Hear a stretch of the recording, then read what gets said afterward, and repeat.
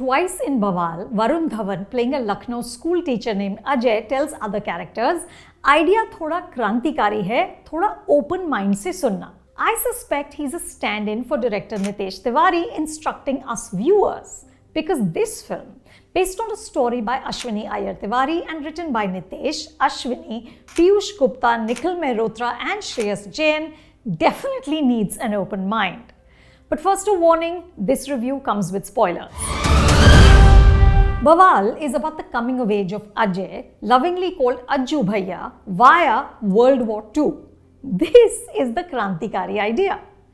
Ajju Bhaiya is a puffed up peacock whose deep insecurities, gargantuan frustrations and largely mundane life is camouflaged by a larger than life image. He shops more than his paycheck allows, rides his bullet with the swag of Shah Rukh Khan making his entry on the Marine Drive flyover in Divana.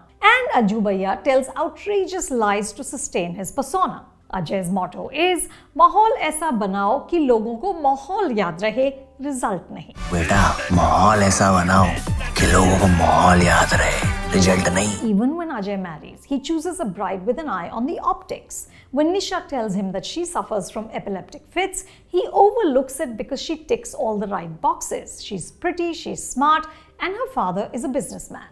But the marriage sours early on because Ajay discovers that he has no ability to actually deal with Nisha's condition. He is in fact ashamed that his wife is, as he puts it, a defective piece. In short, Ajay is a supreme a-hole. And yet, Nisha sticks around. A voiceover tells us that before this arranged marriage, Nisha was independent, she was outgoing, but we see little evidence of that. For 9 months, she meekly tries to get Ajay to like her.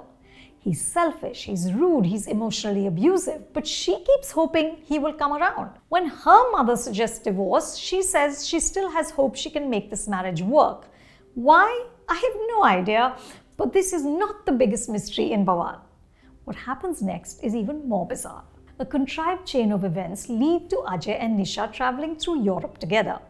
They go to some of the key locations of World War II, starting in Paris and ending in Auschwitz.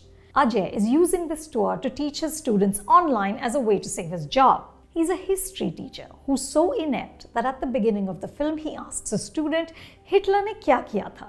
But he hasn't embarked on this tour to fix these glaring gaps in knowledge.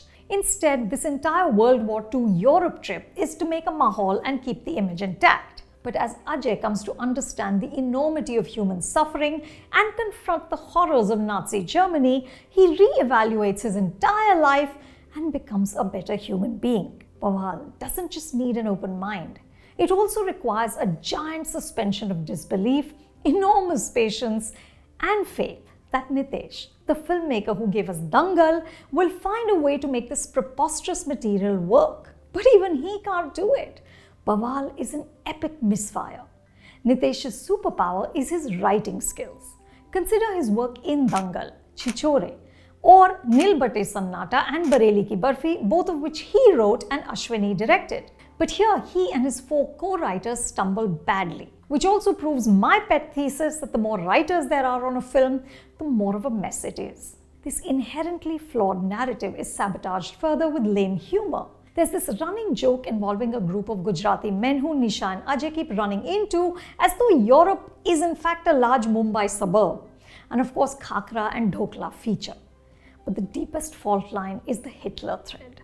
Hitler's anti-Semitism and his diabolical final solution was responsible for the death of approximately 6 million Jews. His terrifying ideology about ethnic purity and the supremacy of the Aryan race devastated humanity. Bawaal uses this monstrous historical figure to teach us basic lessons about human greed and the importance of being truthful and resetting priorities. At one point, Nisha says, "हम सब भी तो थोड़े बहुत Hitler जैसे हैं ना, जो अपने पास है उससे खुश नहीं, जो दूसरे के पास है वो चाहिए." So Bawaal is essentially a Hallmark greeting card featuring Hitler. Nitesh, perhaps inspired by Steven Spielberg's Schindler's List, stages in black and white key scenes from World War II. And at one point, Ajay and Nisha are reimagined as prisoners in Auschwitz. This looks and feels wrong on so many levels. And then we get this line, "her relationship अपने अपने Auschwitz से गुजरता है, तब जाके हमें उस रिश्ते की अहमियत समझ में आती है. Over 1 million people were murdered in Auschwitz. Bawaal trivializes this unimaginable horror. The Holocaust is conflated with strife in a relationship. Honestly, it's dumbfounding. Props to Varun for taking on an unlikable character who needs to relive a cataclysmic event before he becomes a sentient, sensitive human being. Both him and Janhvi bring belief and sincerity to their performances. She has much less to work with, and yet Nisha isn't pure cardboard. There is a grace and empathy about her, but the actors can't salvage the material. Both strain for poignance, but the situations these characters are placed in just defeat them. There are flashes when you see Nitesh's flair for constructing emotion and his ability to find the absurd humor in daily life. There's this lovely scene in which Ajay comes home drunk. His parents, played by the wonderful Manoj Pava and Anjuman Saxena, respond with a mix of exasperation and support. It gives you a glimpse of what this film could have been, as does the interaction between Nisha and her mother when her mother tells her to just come home, or the back and forth between Ajay and his bestie Bipin, played with warmth and wit by Pratik Pachori. I couldn't help thinking that somewhere in there was a better film. You can see Bawaal on Amazon Prime Video. Hey guys, check out our reviews of Oppenheimer and Barbie and do subscribe to Reviews and More.